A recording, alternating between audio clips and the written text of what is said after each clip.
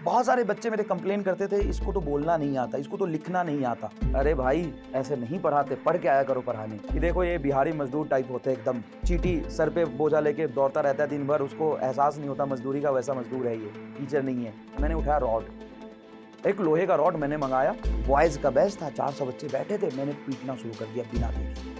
किसी के सर पे, किसी के पीठ पे, किसी के गाल पे, कहीं भी मेरा हाथ दर्द कर दिया। कम से कम 150-200 बच्चों को पीटा होगा। मुझे लगा कि मैं टीचर बनने के लिए पैदा नहीं हुआ। डरता हूँ इस बात को करने से, लेकिन ठीक है, कभी ना कभी तो बोलना जरूरी है। देखो, कई बार आपको लगता होगा कि कई लोग जो सक्सेस हो जाते हैं, हर सक्सेस इंसान के पीछे स्ट्रगल होता है, वो दुख भरी कहानी आके सुनाता है। आपको ऐसा लग रहा होगा, लेकिन ऐसा है नहीं। देखो, आप सभी को मेरा नमस्कार। मेरा नाम मनीष राज है। बच्चे मुझे एमआर सर के नाम से जानते हैं। मैं फिजिक्स वाला प्लेटफॉर्म पे फिजिक्स पढ़ाता हूं। आज इंडिया के 90% मेडिकल कॉलेज में मेरे पढ़ाए हुए बच्चे पढ़ रहे हैं। हर साल मैं 3 से 4 लाख बच्चों को मेडिकल की तैयारी करवाता हूं, वो पास करके डॉक्टर बन रहे हैं।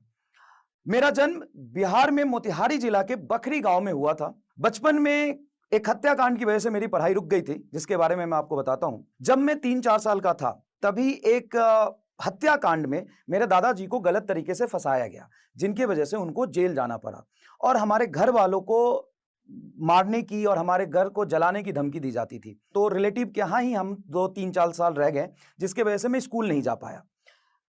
2-3 साल बाद सब कुछ नॉर्मल हुआ, हम लोग वापस घर आ गए। धीरे धीरे चीजें ठीक होने लगा। पापा भी जो काम करते थे उनका काम छूट गया। तो जब मैं 7-8 साल का था, तभी मुझे एक गवर्नमेंट स्कूल में नाम लिखवाया गया मेरा, जिसको हम बिहार में चरवाहा विद्यालय बोलते हैं। मैं आपको बताता हूँ चरवाहा विद्यालय क्या होता है। जैसे बिहार के वो गवर्नमेंट स्कूल जिसकी आज भी स्थिति खराब है, ढंग से वहां पे टीचर्स भी अवेलेबल नहीं होते थे। और ये तो बात है कुछ 95-96 की, जहां पे एक ही टीचर होते थे जो सारे सब्जेक्ट पढ़ाते थे, जिसकी खिड़की खुली हुई होती थी। हम गेट से अंदर जाते थे और कूद के बाहर निकल जाते थे। गाय भैंस चरते रहते थे उसके ग्राउंड में। तो ये कंडीशन था, तो मजा आता था स्कूल जाने में। मैं वहां जाने लगा 10 साल का, 11 साल का जब मैं रहा होऊंगा, तब उन्होंने एक प्राइवेट स्कूल में मेरा नाम लिखवाया जस्ट। तो मैं वहां जाता था ना, तो ड्रेस व्रेस था, ड्रेस पहना देते थे, मैं जाता था। और जहाँ गाय भैंस पालते थे, हमारे नाना जी का गाय भैंस था वहां पे, तो गोबर इकट्ठा होता था, मैं उसमें कूद जाता था जानबूझ के। क्योंकि मुझे स्कूल जाने का मन नहीं होता था, मैं कपड़े गंदे कर लेता था। रास्ते में जाते जाते, साइकिल से जा रहे हैं या पैदल जा रहे हैं, मैं नाली में गिर जाता था। बोलता नाली में गिर गया, मैं तो स्कूल नहीं जाऊंगा। और एक बड़ी इंटरेस्टिंग कहानी है कि बचपन में मैंने सर दर्द और पेट दर्द की मेडिसिन बहुत खाई है। जैसे वो स्कूल भेजते थे, तो मैं बोलता था कि मेरा तो आज सर दर्द कर रहा है, और मैं मेडिसिन खा के सो जाता था जानबूझ के। फिर 4 दिन तक ऐसे मैं कह रहा हूँ मेरा सर दर्द कर रहा है, सर दर्द कर रहा है। वो डॉक्टर के पास ले जाते थे, डॉक्टर देखा, उसने एक्सरे कराया, 4 दवाई मतलब ब्लड टेस्ट कराया, सब कुछ कराया, कुछ निकलता ही नहीं था। मतलब बहुत सीवियर इशू है कुछ। और वो एक पूरा पन्ना भर देता था मेडिसिन का। और मुझे पता नहीं था, मैं बचपन में इतना ज्ञान नहीं होता कि साइड इफेक्ट भी होगा। खूब सारी दवाइयाँ खाई है, पेट दर्द की, सर दर्द की, पैर दर्द की। और इस तरीके से मैंने कंटिन्यू नहीं किया अपनी पढ़ाई। फिर वहां से हटा के फिर से मुझे गवर्नमेंट कॉलेज में भेज दिया गया। और ऐसा था वो पीरियड जब मैं 11-12 साल का था, जब 5th-6th क्लास में। तो कभी बुआ के यहाँ 4 महीने रह रहा हूँ, कभी नाना जी के यहाँ 4 महीने रह रहा हूँ, कभी खुद के घर पे रह रहा हूँ। और ऐसे ही चल रहा था चिल। और थोड़ा सा मैं बदमाश टाइप का था, तो लड़ाई झगड़ा कर लेता था किसी से भी, और रात में कंप्लेन आता था, फिर मामा कूट देते थे मुझे। तो इस तरीके से चल रहा था जीवन बढ़िया। 8th क्लास में पहली बार मुझे कंटिन्यू स्कूल जाना पड़ा, क्योंकि 8th क्लास में बोर्ड होता है, तो बोर्ड में अटेंडेंस होना चाहिए। तब तक ना तो basic English, Hindi, Sanskrit, history, geography, जो एक बेसिक एजुकेशन होता है जहां पे बच्चा काउंटिंग सीखता है, बोलना सीखता है, लिखना पढ़ना सीखता है, ये कभी मैं कंटिन्यू नहीं कर पाया। ये मिसिंग था मेरे लाइफ से। जैसे एक 90s के बच्चे इसको काफी रिलेट करेंगे, आप अपने पेरेंट्स को या बड़े भैया को दिखा सकते हो। क्या होता था, किसी रिलेटिव के यहाँ कोई फंक्शन है, शादी है या कुछ भी है, तो बहुत सारे रिलेटिव के बच्चे इकट्ठे होते थे। तो उसमें कोई नेता टाइप, चाचा टाइप आते थे। वो सबके बच्चों को इकट्ठा करके सबसे काउंटिंग, कोई वर्ड बोल दिया उसका स्पेलिंग पूछना, ये सब करते थे। और उसमें मैं कुछ नहीं बता पाता, फिर मेरी बहुत बेइज्जती होती थी। फिर मुझे भी डांटते थे, मेरे पेरेंट्स को भी बोलते थे कि इसका लाइफ खराब कर दिया, क्या करोगे। और उसमें बहुत होशियार बच्चा 2-4 होता था, वो सुना देता था। फिर मुझे बहुत गुस्सा आता, फिर मैं इसका बदला भी लेता था बहुत अच्छे से। खेल खेल में मैं उनके बच्चों को पकड़ के और पीट देता था। तो ये ऐसे ही चल रहा था जीवन, बहुत बढ़िया। तो ऐसा चलता रहा, 10th पास कर गया इसी तरीके से। जब 10th का रिजल्ट आया, तो मेरी एक बुआ रहती है मुजफ्फरपुर में, जिसके यहाँ मेरी बुआ सबसे बड़ी है, जिसमें मेरे पापा भी पढ़े हैं, मेरे चाचा भी पढ़े हैं, और उस बुआ के यहाँ ना वो होता है ना कि कोई खानदानी घर, जिसका घर शहर में हो, ये बिहार में ट्रेडिशन है, बहुत लोग समझेंगे। जिनका किसी भी रिलेटिव का एक घर शहर में है ना, तो बहुत सारे रिलेटिव के बच्चे उनको वहाँ पे भेजते थे पढ़ाई करने के लिए। तो मुझे भेजा गया मुज़फ्फरपुर में पढ़ाई करने के लिए। मैंने 2-3 इंडिविजुअल फिज़िक्स, केमिस्ट्री और मैथ का ट्यूशन जॉइन किया। अब मैं हिंदी मीडियम, वहाँ इंग्लिश, हिंदी किसी भी तरीके से पढ़ाते, ना मैं कंटेंट को लिख पाता ढंग से, ना समझ पाता। फिर जैसे ही घर आता तो बुआ के यहाँ फूफा जी उसको चेक करते, बोलते कि ये क्या पढ़ेगा, इसको तो लिखना भी नहीं आता। फिर 1 साल तक ना संघर्ष चलता रहा, मुझे समझ ही नहीं आया क्या चल रहा है लाइफ में। और इसी तरीके से मुझे मेरे ना कुछ दोस्त बन गए मुज़फ्फरपुर में, मैं रास्ते से थोड़ा भटक गया, और भटकते ही मैं थोड़ा-सा बदमाश टाइप का हो गया। जैसे कहीं मोहल्ले में कोई लड़ाई हो रही है तो वहाँ पे मुझे बुलाते थे, लड़ना है, किसी को पीटना है, या कहीं पे मतलब ऐसे ही मंदिर-मंदिर घूमते रहना, कहीं साइकिल उठा लिया, पूरे मुज़फ्फरपुर में साइकिल से घूमते रहते थे, एलिस कॉलेज में जाके उसके हॉस्टल में बैठते थे, वहाँ पे हमारी मीटिंग होती थी। तो ऐसे ही चल रहा था लाइफ। तभी तक 12th बोर्ड का पेपर आ गया। अब पेपर में पढ़ा तो कुछ था नहीं, और मेरी जो बुआ और फूफा जी थे, वो घर का सारा काम मेरे से कराते थे, क्योंकि मैं पढ़ता तो था नहीं, तो घर का सारा काम करता था, सब्जी लाना, घर का कोई काम हो गया, सिलेंडर लाना, तो सारा काम मैं करता था। जैसे ही पेपर हुआ, 12th बोर्ड का पेपर हुआ, रिजल्ट आया, मेरे मार्क्स आए 48.7%। अब आप समझ सकते हो कि बिहार में बिहार बोर्ड से 48.7% मार्क्स, मतलब सेकंड डिवीजन। घर पे बहुत ज़्यादा बेइज्जती हुई, बहुत ज़्यादा डाँट सुना मैं। और मेरी जो बुआ थी, उन्होंने बस ये बोला मुझे कि यहाँ पे जो भी रह के पढ़ाई किया है, सब आज नौकरी कर रहा है, सब अच्छे से पास किया है, फर्स्ट डिवीज़न से पास किया है, तुम ऐसा हो जो मेरा नाम खराब कर दिया। तो ये बात बहुत बुरा लगा। उन्होंने मतलब यहाँ तक बोल दिया कि मतलब इज़्ज़त डुबा दिया तुमने समाज में मेरा, मतलब इस घर का तुमने नाश कर दिया। फिर मैं घर छोड़ के भाग आया। घर छोड़ के भाग आया, मुज़फ्फरपुर स्टेशन पे मैं बैठा, और 2 दिन तक मैं वहाँ पे बैठा रहा। इधर कोलकाता है, इधर दिल्ली है। तो जो दिल्ली से ट्रेन आती है वो कोलकाता की तरफ जाती है। तो मैं सोचता मैं कोलकाता चला जाता हूँ, वहाँ रहूँगा। फिर जो कोलकाता से ट्रेन आती है वो दिल्ली जाती है, मैं सोचता दिल्ली चला जाता हूँ, वहाँ पे अकेले कहीं काम कर लूँगा, वहाँ पे रहूँगा। लेकिन 2 दिन में मेरी हिम्मत नहीं हुई ट्रेन में पैर रखने की। फिर मैं अपने नाना जी के पास गया और उनके पैर पकड़ के रोने लगा। मैंने सोचा कि अब पढ़ूँगा। तो उन्होंने कुछ पैसे दिए मुझे। उस पैसे में एक ही ट्यूशन आ सकता था, वो फिज़िक्स का ट्यूशन मैंने जॉइन किया मुज़फ्फरपुर में। मकबूल हसन सर हैं, वो आरडीएस कॉलेज के प्रोफेसर हैं। उनसे मैंने फिज़िक्स का ट्यूशन जॉइन किया, 2-3 अच्छे दोस्त बनाए, जो मैथ और केमिस्ट्री मुझे पढ़ा दी। इस तरीके से मैंने वहाँ पे अपना पढ़ाई शुरू किया। जब पढ़ाई मैंने शुरू किया, थोड़ा-सा अजीब-सा लगेगा कि जिस बच्चे ने कभी स्कूल में जाके पढ़ाई नहीं करी, वहाँ से ऐसा टर्निंग पॉइंट आया कि मैं रात में 8 बजे उठता था शाम को। मतलब मेरे सोने का टाइमिंग था दिन में 2 से 3 बजे के बीच, और रात में 8 बजे मैं उठता था। क्योंकि इसी समय घर पे ज़्यादातर लोग आते हैं या घर में चहल-पहल होती है, तो इस समय मैं सोता था। और रात में 8 बजे उठ के सुबह 7 बजे तक मैं पढ़ाई करता था। मतलब ऐसा था कि मैं पढ़ूँगा, दिक्कतें आई, मुझे आज भी मैं क्लास में पढ़ाता हूँ ना, तो मैं इंग्लिश के वर्ड गलत लिखता हूँ। जब मैंने पढ़ाने का जर्नी शुरू किया था ना, तो बहुत सारे बच्चे मेरे कंप्लेन करते थे, इसको तो बोलना नहीं आता, इसको तो लिखना नहीं आता। ये स्टार्टिंग के डेज़ से। तो उस समय मेरी मतलब प्रॉब्लम थी कि मुझे पढ़ना, लिखना नहीं आ रहा था, लेकिन फिर भी मैंने कोशिश किया। 2-3 दोस्त थे जिसके साथ मैं बैठ के पढ़ाई करता था, दिन में 10-11 बजे, फिर मैं कोचिंग जाता था। इस तरीके से मैंने पूरे 1 साल पढ़ाई करी। जेईई का पेपर देने का मेरा हिम्मत नहीं हुआ, मैं सच बताऊँ। लेकिन मैंने एआई ट्रिपल ई का पेपर दिया था, जिस समय जेईई मेन के इक्विवेलेंट एग्ज़ाम होता है। उस एआई ट्रिपल ई में मेरा रैंक 1 लाख के आस-पास था। लेकिन मैंने दोबारा बोर्ड का पेपर दिया। उस समय मेरे 84% मार्क्स बने, और कॉलेज का मैं टॉपर था उस साल। लेकिन तभी मेरे पापा से जो छोटे भाई थे, उन उसी के आस-पास में उनका देहांत हो गया था, उससे थोड़ा पहले ही।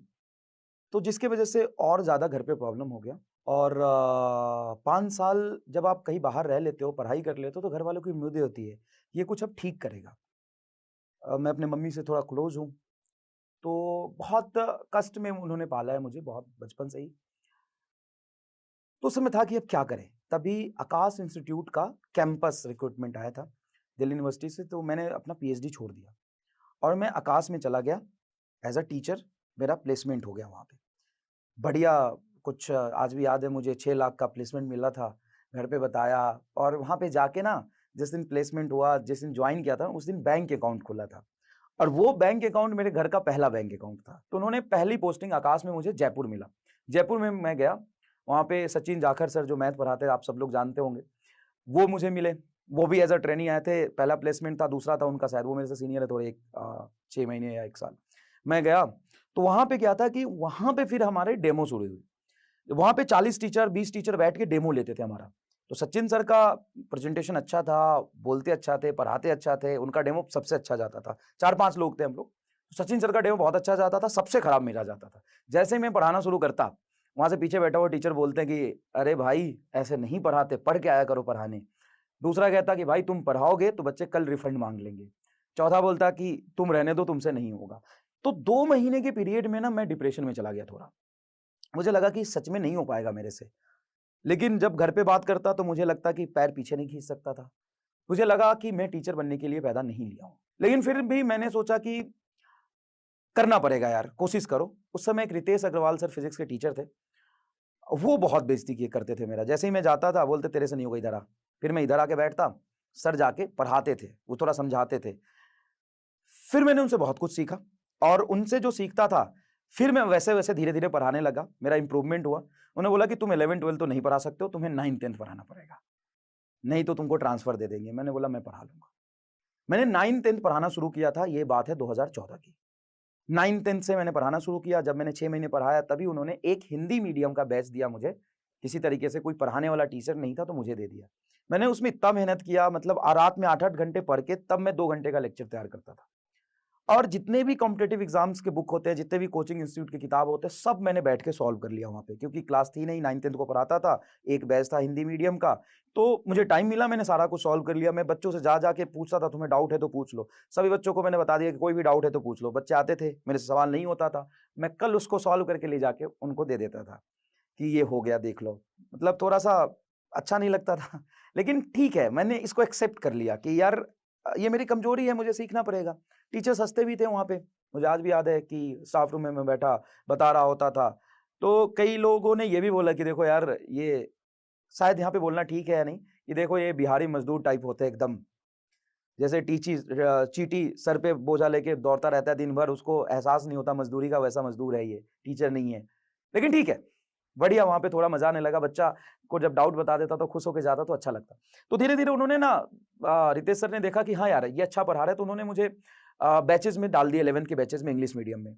फिर इंग्लिश मीडियम में बैच में मैं पढ़ाना शुरू किया, तो उसी साल 4-5 बैच मुझे 11th के दे दिए उन्होंने। फिर वहाँ पे ऐसा हुआ कि एक समय पे मतलब बच्चे मुझे इतना प्यार करने लगे, इतना कुछ वो बच्चों से मैं घुल-मिल के रहता था, बच्चे पसंद करने लगे कि वो टीचर के दिमाग में मतलब मैं उसमें खलने लग गया मैं।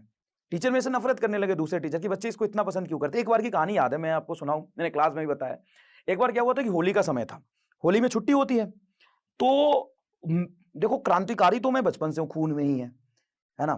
तो क्या हुआ कि होली की छुट्टी होनी थी, 2 दिन बाद होली थी, छुट्टी हो गया, तो 2 बच्ची मेरे पास रोती हुई आई, मैं क्लास में डाउट रूम में बैठ के डाउट बता रहा था। बोले कि सर देखो, बाहर ना बच्चे ड्रिंक करके, दारू पी के लड़कियों को छेड़ रहे हैं, अपने ही क्लास के बच्चे, जबरदस्ती रंग गुलाल लगा रहे हैं। मैंने बोला अच्छा, मैं जाता हूँ। मैं नीचे गया, मैंने उठाया रॉड, एक लोहे का रॉड मैंने मंगाया और मैं रॉड को घसीटता हुआ बाहर निकला।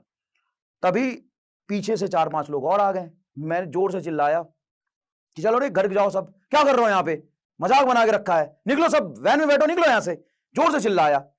फिर जैसी बातें सुनी तो जो नॉर्मल बच्चे थे वो वीर छटने लगे। 4 बच्चे रह गए, 4 बच्चे रह गए। हम बोले हाँ भाई, तुम्हें अलग से इन्विटेशन दूं, इसी रॉड से ना मार के लाल कर दूंगा, निकल यहाँ से।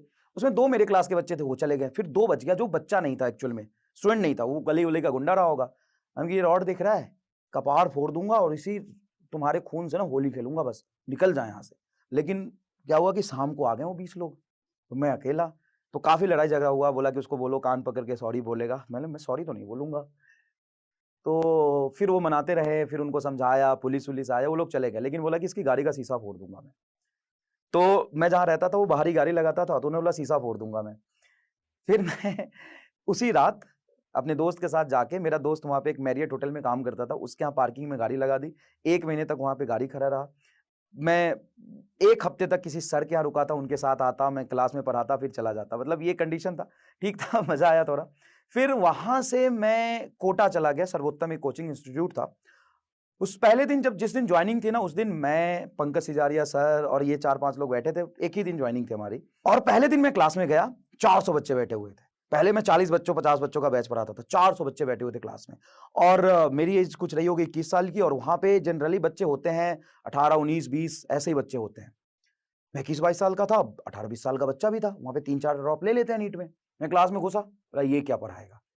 अब मेरे पास एक चीज़ है कि मैं जो चीज़ करता हूँ ना उसमें पूरा एंगेज हो जाता हूँ, पूरा घुस जाता हूँ, पूरी एनर्जी से जान लगा के पढ़ाता हूँ। मैंने जितना सीखा था 3 साल में जितनी अच्छी चीज़ें सीखी थी उसमें से कुछ चीज़ें बताई, बच्चों को लगा बढ़िया यार और मैंने कुछ होमवर्क दे दिया। चुपचाप कुछ नहीं बोला, होमवर्क दे दिया। बच्चे ने कुछ होमवर्क किया, कुछ ने नहीं किया, अगले दिन मैं क्लास में आया। मैंने बोला कितने लोगों ने होमवर्क किया है? उसमें से आधी जनता ने नहीं किया था। बॉयज़ का बैच था, 400 बच्चे बैठे थे, मैंने पीटना शुरू कर दिया बिना देखे। किसी के सर पे, किसी के पीठ पे, किसी के गाल पे, कहीं भी मेरा हाथ दर्द कर दिया, कम से कम 150-200 बच्चों को पीटा होगा, दूसरे दिन ही, कोटा में। और मैं खुद एक पीजी में रह रहा हूँ, निडर एकदम। मैंने पीट दिया और पीटने के बाद जाके फिर से ताबड़तोड़ क्लास पढ़ाया, एकदम जान लगा के। बच्चों को मज़ा आया, अब बच्चे कन्फ्यूज़, कह रहे यार इस मास्टर को बाहर निकालें कि पढ़ें? क्योंकि करियर सिलेक्शन भी तो लेना है और ये है भी बड़ा बदमाश मास्टर। तो बच्चों ने सीरियसली नहीं पढ़ते हैं यार, मजा तो आ रहा है। फिर तभी मेरी शादी हुई ये 2019 के लास्ट में और शादी जैसी हुई हम लोग वापस आए तभी लॉकडाउन हो गया, कोविड आ गया और मेरी अर्निंग से मैंने मतलब घर बनाया अपना। मुझे याद है कि घर में साइकिल से चलते थे मेरे पापा, मैंने उनको पहली बाइक दिलाई थी, पहला मेरा बैंक अकाउंट था, उसके बाद मैंने कार खरीद लिया था और लोन लेके घर बनवाया था क्योंकि आप स्टार्टिंग में इतना नहीं कमाते हो, मैंने 10 लाख रुपए लोन लेके घर बनवाया था। तो लोन का ईएमआई, कार का ईएमआई सब मिला के कुछ 40-50 हज़ार ईएमआई जाता था और उस महीने सैलरी हमारी कोविड में आई थी 30,000 रुपए। तो बड़ा डिप्रेशन में चला गया, 3 महीने पहले शादी भी हुई थी और मैं थोड़ा-सा वो हूँ कि लग के काम करने वाला, थोड़ा-सा क्रांतिकारी टाइप का कि नहीं यार इसको ठीक करना है, कैसे डिप्रेशन में चला गया तुरंत से। थोड़ा-सा हाइपर हो जाता हूँ मैं जल्दी, शॉर्ट टेम्पर्ड हूँ, परेशान हो गया बहुत ज़्यादा। तभी मैंने देखा कि एक इंसान है यूट्यूब पे जो बहुत फेमस है, अलग सर और बहुत ज़्यादा बच्चे उनको पसंद कर रहे हैं, बहुत बच्चे पढ़ा रहे हैं, तो मेरा था कि यार बहुत बच्चों को तो पढ़ाना है। तो मैंने खुद का यूट्यूब चैनल बनाया और मैंने सोचा कि मैं ऐसा करता हूँ धीरे-धीरे। लेकिन उसपे क्या है कि आपको बहुत बच्चे नहीं जानते तो धीरे-धीरे आप ग्रो करते हो और वो टीम बना रहे थे तो मुझे लगा इनके साथ मुझे पढ़ाना है। तभी उनका मैंने इंटरव्यू देखा था एससी वर्मा सर के साथ, जो मेरे आइडियल है, वॉल्टर लेविन सर के साथ वो इंटरव्यू कर रहे थे। मुझे लगा ये आदमी तो बहुत आगे जाएगा। फिर धीरे-धीरे करके इनको फिज़िक्स वाले को एक हिंदी मीडियम बैच लॉन्च करना था। तो मैंने डेमो भेजा था इनको, वो पसंद नहीं आया। डेमो पसंद नहीं आया। फिर मैंने बोला कोई बात नहीं, मैं वहाँ आके डेमो देता हूँ। मैंने यहाँ पे आके एक डिजिटल बोर्ड पे डेमो रिकॉर्ड किया, घर वाला डेमो पसंद नहीं आया उनको ग्रीन बोर्ड पे। तो अलग सर ने बोला ये टीचर मुझे चाहिए। लेकिन उन्होंने बोला कि आप इंग्लिश मीडियम नहीं पढ़ा पाओगे। अलग सर ने नहीं, कोई सर है वहाँ पे, उन्होंने बोला आप इंग्लिश मीडियम नहीं पढ़ा पाओगे। हिंदी मीडियम बैच आपको हम दे सकते हैं। हम कहा सर ठीक है, कोई बात नहीं, आप हिंदी मीडियम दे दीजिए, पढ़ा देंगे। मैंने हिंदी मीडियम बैच पढ़ाना था मुझे, 3 दिन बाद बैच आना था, तभी उनका फ़ोन आया।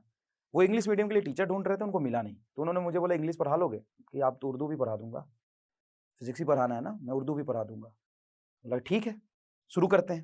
हम कहा शुरू करते हैं। फिर वहाँ पढ़ाना शुरू किया तो मतलब आप समझो कि मैं 3-4 जगह काम करने लग गया फिर। फिज़िक्स वाला के लिए भी रिकॉर्ड करता था लेक्चर, फिर कहीं और के लिए भी रिकॉर्ड करता था, फिर अपना काम भी देखता था।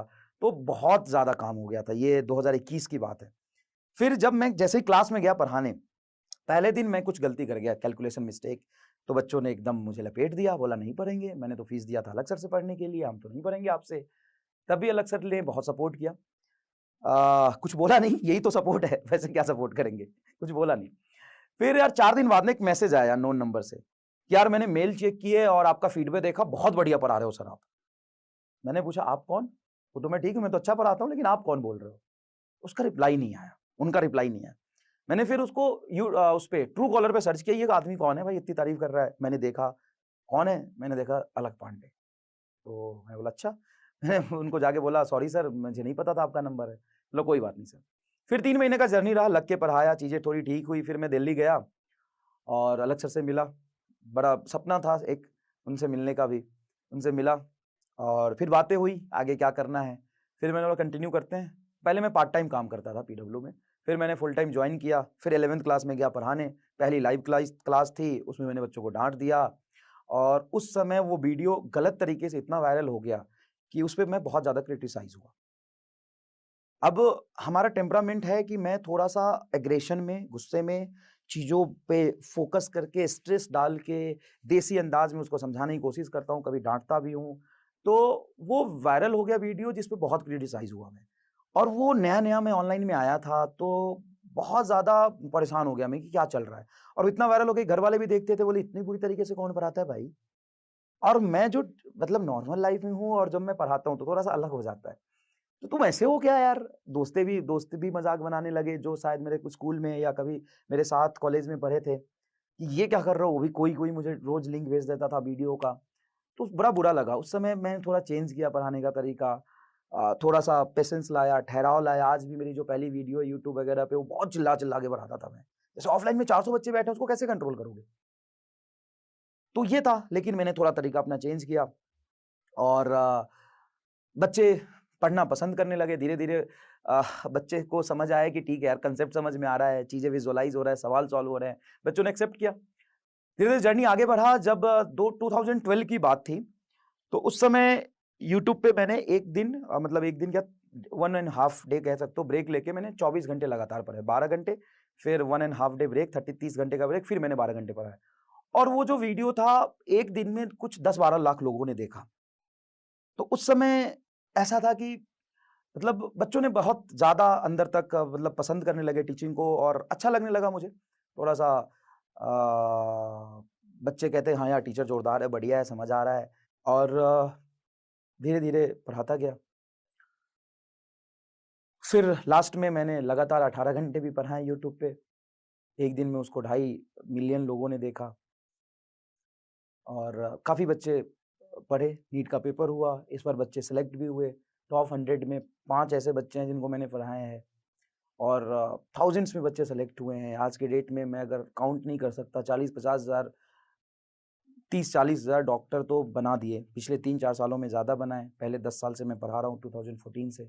तो आपको लाइफ़ में उठने के लिए अगर आपने नहीं किया, आप गाँव से हो, आपकी इकोनॉमिकल कंडीशन ठीक नहीं है, बचपन में आपने पढ़ाई नहीं करी, लेकिन अब आप कुछ करना चाहते हो, आगे आपको लगता है कि नहीं, अभी से मैं यू टर्न लेके मैं चीज़ों को ठीक कर सकता हूँ और पढ़ के मेहनत करके आगे बढ़ सकता हूँ, तो डेफ़िनेटली आपको सक्सेस मिलेगा। ज़रूरी नहीं है कि आप नीट क्वालीफाई करोगे, डॉक्टर बनोगे, तभी आप सक्सेसफुल हो सकते हो।